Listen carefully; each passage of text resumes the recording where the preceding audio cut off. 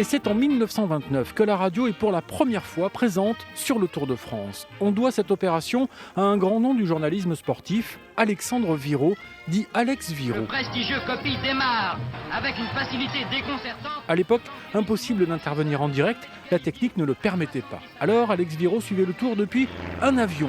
Au sol, un camion dit graveur, c'est-à-dire équipé d'un graveur de disques, des disques sur lesquels Alex Virault enregistrait ses commentaires. On suivit donc le Tour de France, un peu en décalage, le temps que les disques parviennent à Radio Toulouse qui avait embauché le journaliste. Écoutez-le expliquer et raconter le dispositif technique présent à l'époque sur le Tour. 2 voitures légères lancées sur la route, un quart d'enregistrement, 3 motocyclistes, 4 reporters, 150 émissions environ en 28 jours, dont quelques-unes réalisées à la jolie altitude de 2600 mètres. Puis Alex Virault optera, plus simple, pour une moto.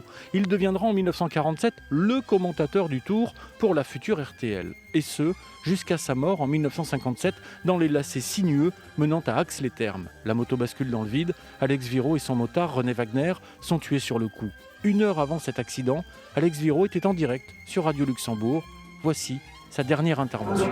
Auditeur de Radio Luxembourg, bonjour. Eh bien, ici nous sommes, vous devez l'entendre au haut-parleur, sur le théâtre du ravitaillement des opérations qui précèdent avant la course. Pour réaliser ces transmissions, la radio disposait tout le long du parcours des points téléphoniques, des branchements sur le réseau du téléphone fixe. Cela va perdurer d'ailleurs pendant de nombreuses années. Parfois, il fallait faire appel à la générosité des habitants pour pouvoir transmettre un papier en urgence sur le téléphone de leur maison. Nous sommes, messieurs auditeurs, à Barcelonnette et nous allons tout de suite vous donner les péripéties de la course depuis le départ de Digne.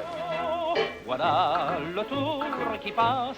Dans les années 70-80, les techniques de transmission vont se sophistiquer. Le Tour de France est d'ailleurs pour la radio un vrai laboratoire d'essai. La bagarre fait rage entre les 2 équipiers, Philippe Chaffanjon.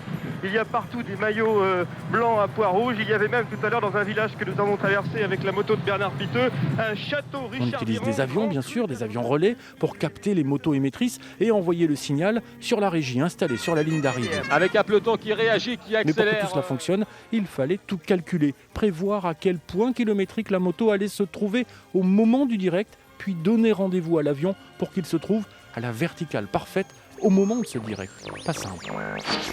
L'arrivée du téléphone portable, qui pesait à ses débuts plus d'1 kilo, va évidemment révolutionner le travail des radios sur la course. Vous êtes avec nous dans le j'allais dire la Jaja Mobile, mais c'est comme ça qu'on l'appelle, dans le camion l'Orange à la mer. Et si vous vous demandez comment les journalistes dans le peloton sont au courant de ce qui se passe 50 ou 60 km plus loin, il existe une radio que personne ne capte en dehors des reporters embarqués sur le Tour. Allô, le départ réel donné à 12h29. Je rappelle bien sûr à tous les pilotes automoto les consignes de sécurité nécessaires. Il y a énormément de monde. Immédiatement une tentative d'échapper avec 3 coureurs qui ont pris quelques mètres sur le peloton.